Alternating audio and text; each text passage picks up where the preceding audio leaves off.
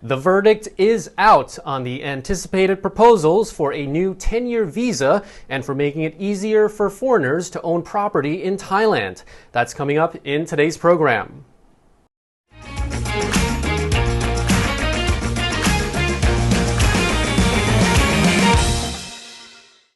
You're watching Thailand News Today, bringing you the top headlines in Thailand and beyond.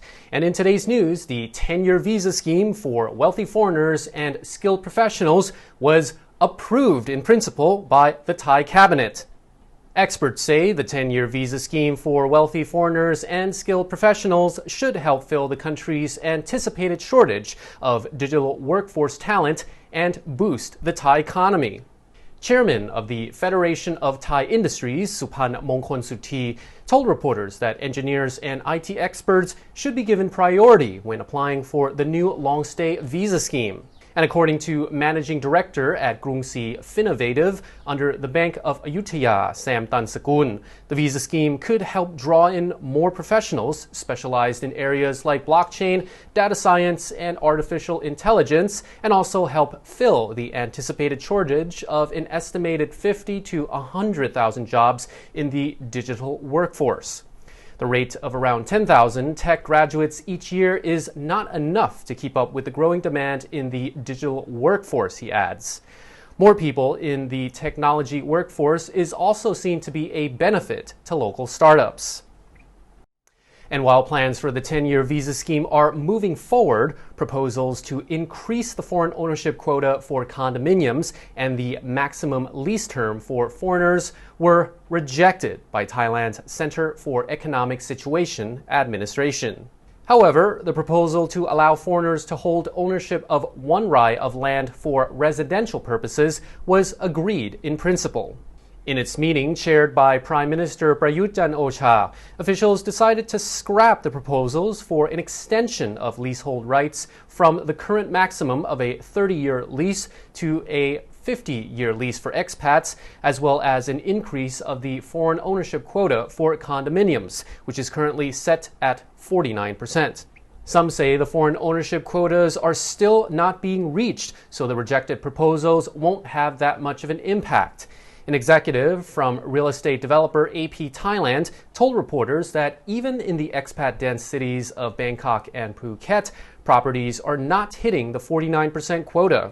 The chairperson of property consultant CBRE Thailand said that the government should reconsider the proposal to extend leasehold rights from 30 years to 50 years, as it would make investments in large-scale projects more attractive. Foreigners cannot buy houses on a freehold basis, so a longer leasehold would potentially increase demand in the low-rise housing market, he says.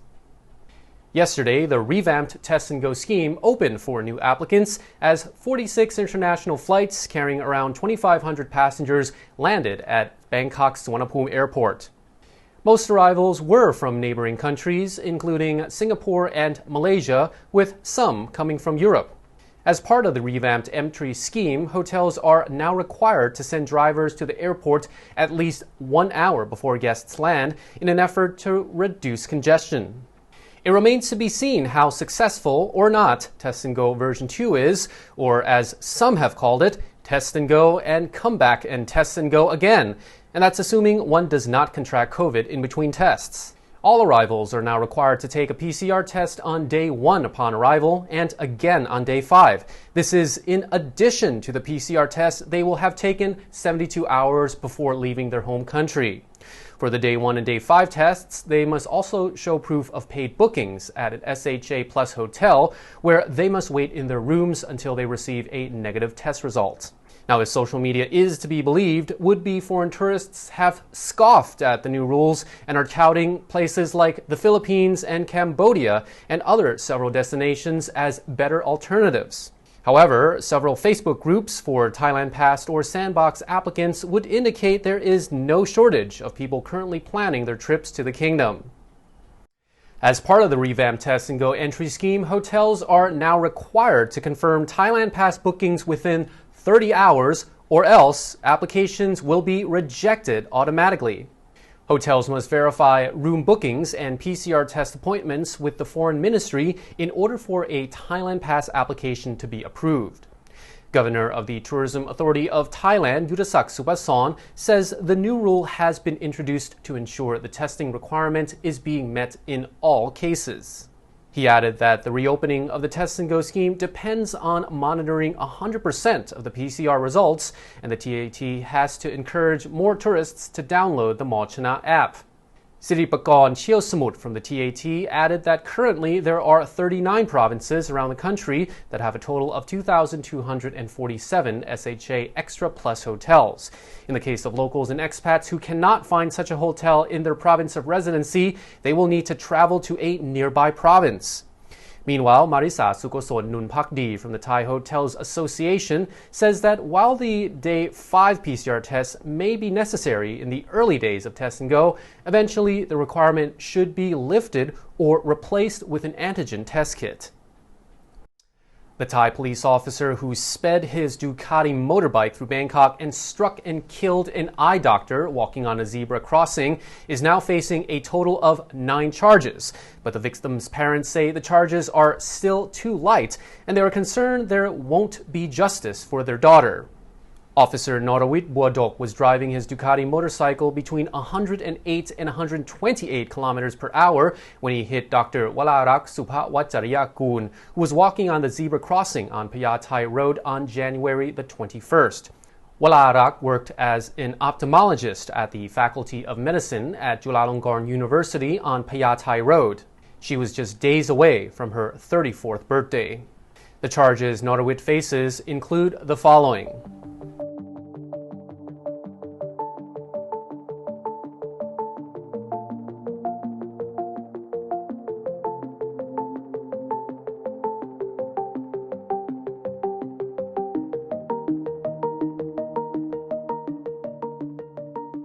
After talking to the police at the Payathai station, the doctor's parents were interviewed by Thai media about the updates of the case. According to reports, the father says the charges are still too light, and the mother is worried that they will not get justice. The father added that he wants his daughter's case to lead to stricter enforcement of traffic laws to prevent similar accidents in the future. A Greek family on a trip to Phuket claims that around 200,000 baht in cash was stolen. Thai media reports that the family of 5 is asking for the money to be returned and are even promising to give the thief 500 euros if they return the cash. The family filed a report with the police and asked the hotel to check the surveillance camera footage, but there have been no new developments so far. They then asked a longtime Thai friend to help spread the word. The friend made a post on Facebook sharing the family's story. According to the post, the family had decided to move their money to the car while the hotel maid cleaned the room. They did not have a safe in the hotel room, so they assumed keeping the money in the car would be safe, but then they forgot to lock the car and their cash went missing. The family also printed out a message in Thai and stuck it on the rental car. The note says in Thai, "To the one who took my money, we have children, and now we are in a hard time. Please bring back our money. We promise that we will not report your case to the police and will give you 500 euros. And that is all for our report. Thailand News Today will be back tomorrow. Meanwhile, you're not up to date on the Thaiger.